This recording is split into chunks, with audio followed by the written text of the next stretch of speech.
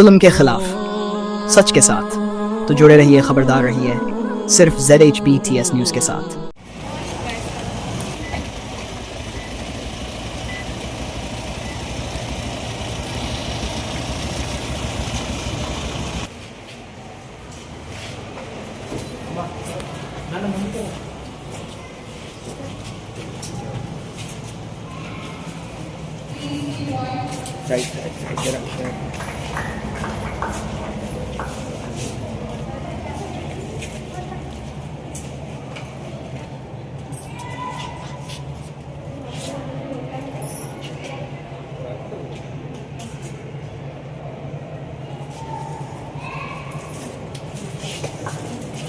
Ma'am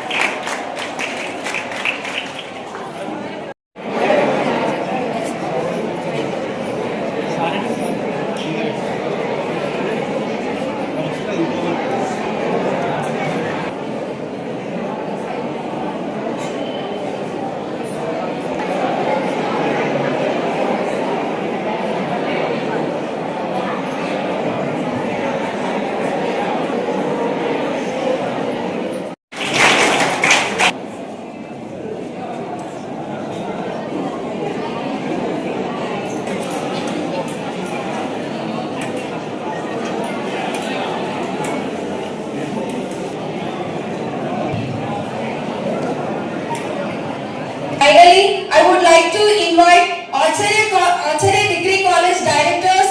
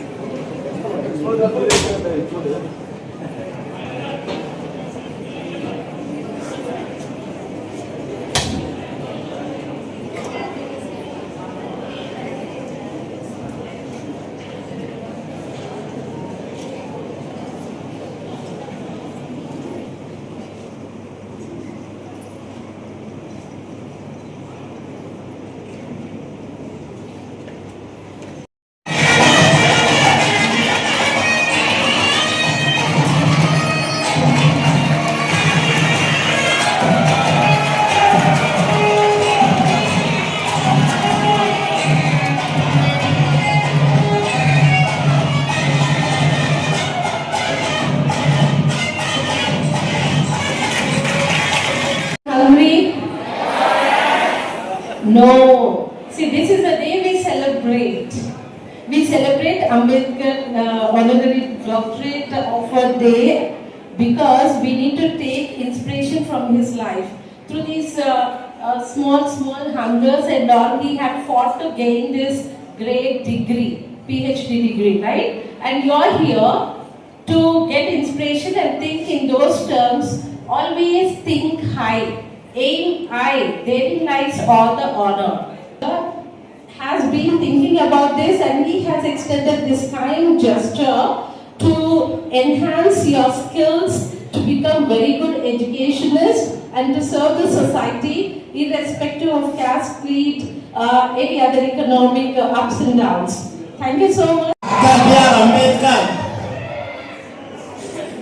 doctorate ఈ సమావేశం మన ఆచార్య డిగ్రీ కాలేజీలో పెట్టడం బహుశా తెలంగాణ రాష్ట్రంలోనే మొదటిసారి అనుకుంటా.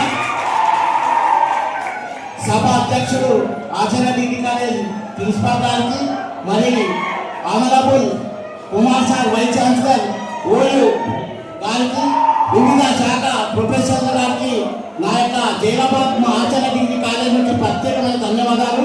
మన హైదరాబాద్కు 4 సార్లు వచ్చిన అంబేద్కర్ సార్ ఈరోజు మాకు ఒక క్వశ్చన్ మీద చెప్పింది సార్. మీరు భారతదేశంలో మొట్టమొదటి డాక్టరేట్ ఏ యూనివర్సిటీ నుంచి ఉస్మాన్ యూనివర్సిటీ నుంచి క్వశ్చన్ ఇది మా విద్యార్థులకి వచ్చింది సార్. మా విద్యార్థులకు ఈరోజు జనరల్ నాలెడ్జ్ క్వశ్చన్ తెచ్చింది కాబట్టి మీ వల్ల సార్ మీకు మా ప్రత్యేక ధన్యవాదాలు. ఒక చిన్న పాట వాడతా సార్. చుక్కల్లో చంద్రుడా భరత జాతి సూర్యుడా బహుజనుల దేవుడా బాబా అంబేద్కరుడా ఈ మట్టిలోని మాదిక్తాలుంటాయనటానికి ఈ మట్టిలోని మాదిక్తాలుంటాయనటానికి మరో ఉదాహరణ లేని మానవ మహనీయుడా బాబా అంబేద్కరా భాస్కర బాబా అంబేద్కరా. Thank you sir. దేశ ప్రయోజనాలను కాబట్టి దేశ భవిష్యత్తు గాను డిసైడ్ చేస్తుంది. కాబట్టి మీరందరూ కూడా ప్రతి ఒక్కరు కూడా ఏంటంటే దేశ అభివృద్ధిలో మీరందరూ భాగస్వామ్యం కావాలి, రాష్ట్ర అభివృద్ధిలో భాగస్వామ్యం కావాలి. బై 2047 మన ఇండియా మొత్తం నంబర్ 1 కావాలి ఎకానమీలో. సో ఇప్పుడు మన 3rd పొజిషన్ లో ఉంది, 4th పొజిషన్ లో ఉంది ఎకానమీలో. సో 2047 మన వికసిత్ భారత్ కళ ఒకటి సంపన్నం కావాలి. అట్లాగే మన తెలంగాణ నంబర్ 1 కూడా కావాలి. చీఫ్ మినిస్టర్ గారి కళలు అంటున్న మన Telangana number 1 3 trillion economy by 2047. అందులో మీరందరికీ భాగస్వాములు కావాలి. మీ అందరికీ మంచి ఉద్యోగ భవిష్యత్తు ఉంది, అందరికీ మంచి ఉద్యోగాలు వస్తాయి. మెడికల్ హెల్త్ రిలేటెడ్ ఆస్పెక్ట్స్ లో చాలా ప్రాస్పెక్ట్స్ ఉన్నాయి. సో అట్లాగే ఇంజనీరింగ్ సైడ్ చాలా ప్రాస్పెక్ట్స్ ఉన్నాయి, సోషల్ సైన్సెస్ నుండి చాలా ప్రాస్పెక్ట్స్ ఉన్నాయి, బయోటెక్నాలజీ కావచ్చు, అటు ఫార్మా కావచ్చు, ఫార్మా ఇండస్ట్రీ కావచ్చు, చాలా ఉద్యోగ అవకాశాలు ఉన్నాయి. మన దగ్గర 4th సిటీలో ఈ మధ్యనే చాలా ఇంటర్నేషనల్ కాన్ఫరెన్స్ కండక్ట్ చేసింది గవర్నమెంట్ ఆఫ్ తెలంగాణ. అందులో వాళ్ళు ఏం చెప్పారంటే రానున్న 10 నుండి 20 సంవత్సరాలలో 12 నుండి 15 లక్షల ఉద్యోగాలు సృష్టించబడతాయి. అట్లాగే మన తెలంగాణలో ఉన్న ప్రతి పౌరుడికి ఉద్యోగం కావాలి, వాళ్ళ భవిష్యత్తు చేంజ్ కావాలి. సో విద్యతోనే అంబేద్కర్ గారు కూడా చాలా సార్లు చెప్తారు, నెల్సన్ మండేలా గారు కూడా చాలా సార్లు చెప్తారు. సో ఏం చెప్పారంటే వాళ్ళు ఏదైనా కానీ education is the most powerful weapon which you can use the change the world. అంటే విద్యతోనే ప్రపంచాన్ని చేంజ్ చేయగలం, విద్యతోనే మనం ట్రాన్స్ఫార్మ్ కాగలం, విద్యతోనే ఏదైనా చేంజ్ చేసుకోవచ్చు అని అనేక సార్లు వాళ్ళు చెప్తారు. అందులో ఎంతో మంది విద్య ద్వారానే పైకొచ్చిన మహామహనీయులు మన భారతదేశంలో ఉన్నారు. మీరు కూడా భవిష్యత్తులో మంచి విద్యతో మంచి మహనీయులాగా తయారయ్యి సర్వీస్ చేయాలి అనేది కూడా చాలా చాలా ఇంపార్టెంట్. అట్లాగే విద్య తర్వాత మనం giving back to the society అనేది చాలా చాలా అవసరం. చాలా మంది ఒక లెవెల్కి వచ్చిన తర్వాత సెల్ఫిష్ గా తయారవుతారు. అలా కాకుండా giving back to the society అనేది చాలా చాలా ఇంపార్టెంట్. మన దేశము మన రాష్ట్రం మనకి ఇంత ఇచ్చింది కాబట్టి మన దేశ యొక్క మన దేశ పౌరులకు కావచ్చు, మన రాష్ట్ర పౌరులకు కావచ్చు, మనం ఏ విధంగా సర్వీస్ చేయొచ్చు, ఏ విధంగా ఎడ్యుకేట్ చేయొచ్చు అనే విషయంలో కూడా మీరు చాలా వరకు ఆలోచించాల్సి వస్తుంది. సో మేము అందరం కూడా చాలా సందర్భాలలో చెప్తూ ఉంటాం. చాలా సందర్భం అంబేద్కర్ గారి జయంతి కానీ, పూలే గారి జయంతి కానీ, తర్వాత మహనీయుల జయంతి మా ఉస్మాన్ యూనివర్సిటీలో అన్ని సెల్స్ ఉన్నాయి. ఈ సెల్స్ డైరెక్టర్స్ అందరూ ఇక్కడ ఉన్నారు. మనం ఇక్కడ దండేసి ఏదో ఒక రోజు దండం పెట్టి మొక్కడం కాదు, మనది ఫార్మాలిటీ గురించి చేయొద్దు అని నేను ఎప్పుడు చెప్తుంటాను. సరే ఫార్మాలిటీ గురించి చేయాలి. అట్లాగే మన కర్తవ్యం ఏంటంటే రిమోట్ ఏరియాస్ కూడా వెళ్ళి ఒక క్యాంపు ఆర్గనైజ్ చేసి అక్కడ ఎడ్యుకేషన్ యొక్క ఇంపార్టెన్స్ ఎవరికైతే ఎడ్యుకేషన్ కు దూరంగా ఉన్నారో వాళ్ళందరినీ ప్రభావితం చేయాలి, ఎంకరేజ్ చేయాలి అని నేను ఎప్పుడు చెప్తుంటాను. ఇందులో భాగంగా మేము రానున్న రెండు నెలల్లో ఏదో ఒక 2 డిస్ట్రిక్ట్ వెళ్ళి కంపల్సరీగా 3 days నుండి వాళ్ళందరూ కూడా అవేర్నెస్ ప్రోగ్రామ్స్ క్రియేట్ చేస్తాం. మీరు విదేశాలకు వెళ్ళాలనుకున్నా కానీ మా దగ్గర కౌన్సిలింగ్ సెంటర్స్ ఉన్నాయి. అట్లాగే సివిల్ సర్వీసెస్ కావాలంటే సివిల్ సర్వీసెస్ డైరెక్టర్ ఉన్నారు ఇక్కడ. సో మీకు ఎలాంటి అవగాహన కావాలన్నా మీరు ఉస్మానియా యూనివర్సిటీకి రండి. మీరు వస్తే మీకు చాలా వరకు మేము సెమినార్స్ కానీ ఇంకేదైనా కండక్ట్ చేస్తుంటాం కంటిన్యూస్ గా. మీరందరూ మీ డిగ్రీలు అయిన తర్వాత ఎక్కడో చాలా మంది ఉస్మానియా యూనివర్సిటీకి వస్తారు. ముందు కూడా మా దగ్గర ఉండే పీజీ ప్రోగ్రామ్స్ కావచ్చు, పిహెచ్డి ప్రోగ్రామ్స్ కావచ్చు, చాలా క్వాలిటీతో మేము ముందుకెళ్తున్నాం. మన యూనివర్సిటీ యొక్క ఎన్ఐఆర్ఎఫ్ ర్యాంకింగ్ కావచ్చు, యుఎస్ వరల్డ్ ర్యాంకింగ్ కావచ్చు, ఈ ప్రపంచ దేశాలకు మేటిగా మన యూనివర్సిటీ ఉన్నది. తెలంగాణలో #1 state university, even Andhra Pradesh Telangana 2 కలిపినా కానీ #1 స్టేట్ యూనివర్సిటీ ఉన్నదంటే ఉస్మానియా యూనివర్సిటీ ఉన్నది. అట్లాగే ఉస్మానియా యూనివర్సిటీ దేశంలో ఉన్న కళాశాలల అన్నిట్లలో యూనివర్సిటీస్ అన్నిట్లలో మనది 53వ ర్యాంక్ ఉన్నది. అట్లాగే 400 పెద్ద ఇన్స్టిట్యూషన్స్ ను పోటీ చేసి మనం 53వ ర్యాంక్ సాధించి అగ్రగామిగా ఉన్నాము. ఇంకా భవిష్యత్తులో కూడా చాలా మంచిగా ముందుకెళ్తాము. యూనివర్సిటీని మీరు ఎప్పుడు కూడా వచ్చి ఏదంటే అది ఇన్ఫర్మేషన్ మా యొక్క ఆచార్యుల ద్వారా తీసుకొని మీ బంగారు భవిష్యత్తుకు మంచి బాటను నిర్మించుకోవాలని ఈ సభ ద్వారా మీ అందరికీ తెలియజేస్తున్నాను. విద్యతోనే ఏదైనా సాధించవచ్చు, విద్యతోనే ఏదైనా మార్పు తీసుకురావచ్చు, విద్యతోనే ఏదైనా చేయొచ్చు అని నమ్మిన సిద్ధాంతము మన మహనీయులతో పాటు మన పొలిటీషియన్స్ తో పాటు మన ముఖ్యమంత్రి గారు కూడా ప్రతిసారి చెప్తుంటారు. ఈ రోజు పొలాలు లేవు పంచనీకి, ఈ రోజు ఫ్రీ స్కీమ్స్ లేవు పంచనీకి.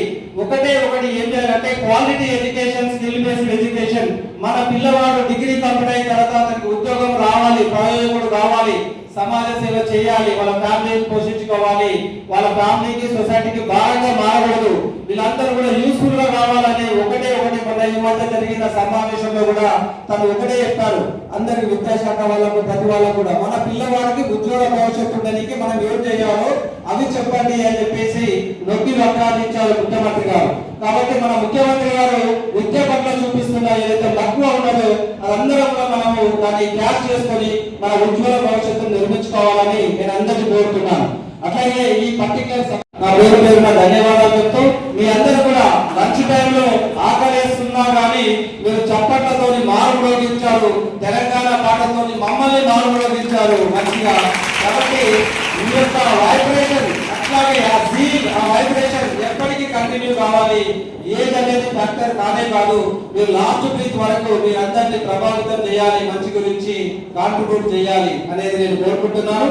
అట్లాగే యాజమాన్యంకు స్పెషల్ థ్యాంక్స్. నన్ను ఇంత దూరం తీసుకొచ్చి ఈ ఇంత పెద్ద సభ ఏర్పాటు చేయడం విద్యార్థులతోని రియల్ గా నేను మర్చిపోలేదు. ఇట్లాంటి నేను తెలంగాణలో ఉన్న మా యూనివర్సిటీస్ ఏదైతే మా యూనివర్సిటీ అఫిలియేటెడ్ కాలేజెస్ లో నాకు టైం దొరికినప్పుడల్లా వెళ్ళి ఇట్లాంటి మీటింగ్స్ పెట్టి విద్యార్థులతో ముచ్చటించి వాళ్ళని ప్రభావితం చేయాలని నేను అనుకుంటున్నాను. నాకు ఈ అవకాశం ఇచ్చిన రాష్ట్ర ప్రభుత్వం వైస్ ఛాన్సలర్ గా నాకు ఈ యొక్క అవకాశాన్ని ఇచ్చారు. ఈ అవకాశంతో నేను చాలా వీళ్ళందరినీ కూడా మోటివేషన్ చేసి ప్రతి స్టూడెంట్ కూడా ఒక మంచి ఉజ్వల భవిష్యత్తు నిర్మించుకోవాలనేటట్టుగా నేను నా సూచనలు మోటివేషన్ చేస్తాను. సో మీ అందరికి స్టూడెంట్స్ అందరికి పేరున నా యొక్క అప్రిషియేషన్స్. అట్లాగే ఫ్యాకల్టీ అందరికి అండ్ మేనేజ్మెంట్ అందరికి కూడా thank you very much for calling me. Thank you very much. Thank you.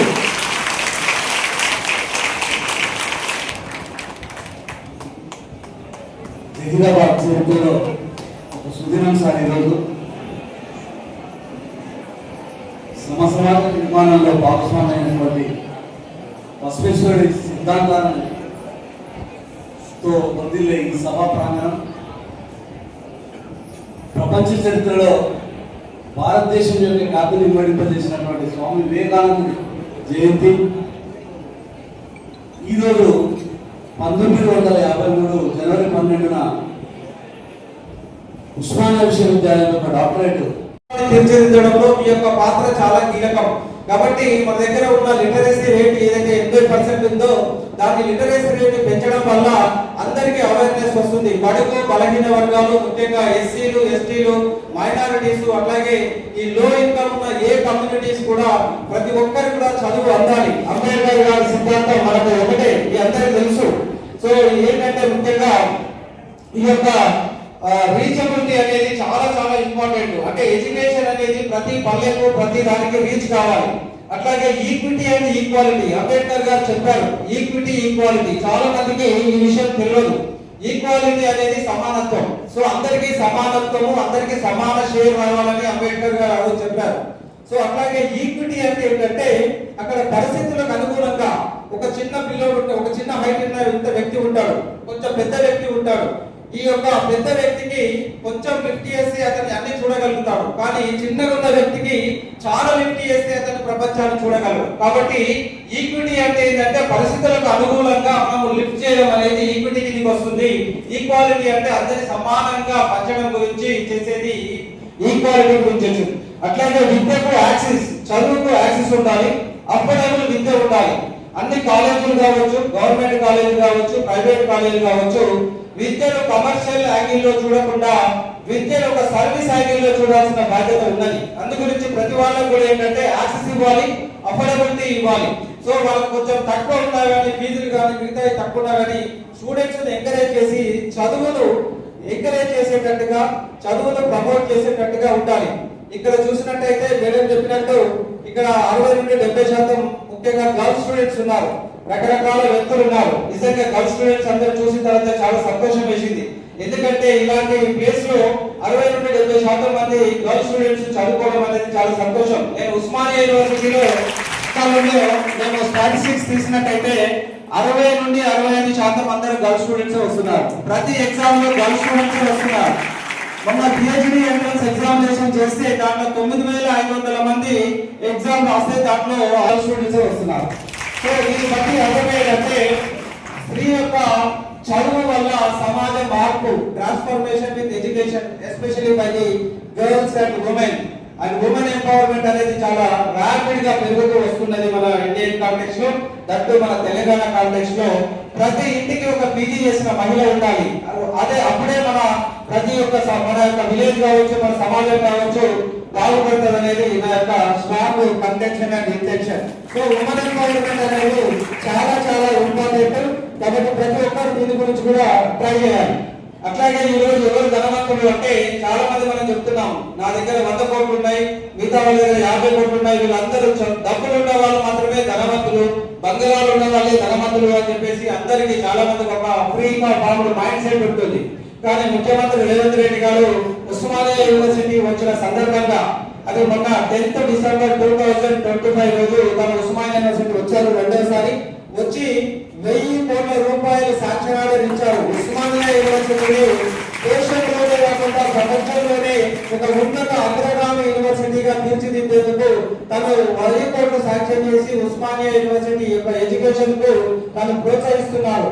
అట్లాగే మన ఉస్మానియా యూనివర్సిటీ నాటిన విత్తనమే ఇక్కడ ఈ యొక్క ప్లేస్ లో ఏదైతే ఇక్కడ మనం ఉన్నామో జహీరాబాద్ లో, ఆ విత్తనం యొక్క మెలకెత్తి పెద్ద మహావృక్షం 20 సంవత్సరాలు జరుపుకుంటుంది. ఇక్కడ 3 స్టూడెంట్స్ కూడా మన Osmania university political science department నుండి వచ్చి ఇక్కడ విద్యా సంస్థను స్థాపించి ఇక్కడ ఉన్న రీజియన్ కు సర్వీస్ చేస్తున్నారు. Really hats off to all of you for establishing this one. అట్లాగే నేను చెప్పినప్పుడు ఇంతకుముందు చెప్తున్నట్టు ఎవరు రిచ్ పర్సన్ అంటే, రిచ్ పర్సన్ అనే వాళ్ళు ఎవరైతే రిచ్ ఎడ్యుకేషన్ ఉన్న వాళ్ళే రిచ్ పర్సన్ అని ముఖ్యమంత్రి గారు చెప్పారు. అంటే ఇక్కడ ఉన్న మా యొక్క ఉస్మానియా యూనివర్సిటీ అధ్యాపకులు కావచ్చు, సెంట్రల్ యూనివర్సిటీ అధ్యాపకులు కావచ్చు, వీళ్ళ ఫైనాన్షియల్ పొజిషన్ కానీ వీళ్ళకి ఎన్ని బంగారాలు ఉన్నాయి, ఎన్ని కార్లు ఉన్నాయి అనేది ఎవరికి తెలియదు. నాకు ఎన్ని బంగారాలు ఉన్నాయి, నాకు ఎంత బ్యాలెన్స్ ఉంది ఎవరికి తెలియదు. కానీ విద్యతోనే నేను వైస్ ఛాన్సలర్ అయ్యాను, విద్యతోనే వైస్ ఛాన్సలర్ అయ్యాను, వాళ్ళు విద్య ద్వారానే ప్రొఫెసర్లు అయ్యారు. కాబట్టి మీరు విద్య ద్వారానే ఏదైనా సాధించాలి. అంతే తప్ప మీరు యొక్క డబ్బులను చూసో, పొలాలను చూసో, ఇంకేదన్నా చూసో మీరు రిచ్ అని అనుకోవద్దు. సో సీఎం గారు నాకు చెప్పారు, ఎవరు రిచ్ పర్సన్ అంటే ఎడ్యుకేషన్ ఉన్న వాళ్ళే రిచ్ పర్సన్. సో కాబట్టి ఆస్తులు అంతస్తులు అనేది కాదు. ఈ రోజు ఆస్తులు అంతస్తులు ఉన్న వాళ్ళకు చాలా మందికి ఎడ్యుకేషన్ లేదు, కానీ వాళ్ళు ఎప్పుడు బాధపడుతుంటారు అన్యాయం చేసిన తర్వాత, నా దగ్గర దగ్గర ఎన్ని డబ్బులు ఉన్నాయి ఇన్ని ఉన్నాయి కానీ నేను ఒక మంచి ఎడ్యుకేషన్ కాలేకపోయాను అనే బాధ వాళ్ళలో ఉంటుంది. డబ్బులు ఎప్పుడైనా సంపాదించవచ్చు కానీ ఎడ్యుకేషన్ అనేది ఒక రైట్ ఏజ్. కాబట్టి మీరు అందరూ కూడా మంచిగా ఇన్స్పిరేషన్ గా తీసుకొని మహామహుడు మీరు ఇంతకు చెప్పినట్లయితే ఇక్కడ అంబేద్కర్ గారు మనందరికీ రిఫరెన్స్ ఇక్కడ. సో అట్లాగే చాలా మంది ప్రముఖులు ఇక్కడ ఉన్నారు. వివేకానంద గారు ఈ రోజు మన బర్త్డే చేసుకుంటున్నాం. వివేకానంద గారు కూడా ఏం చెప్తారంటే మీ అందరికీ తెలుసు,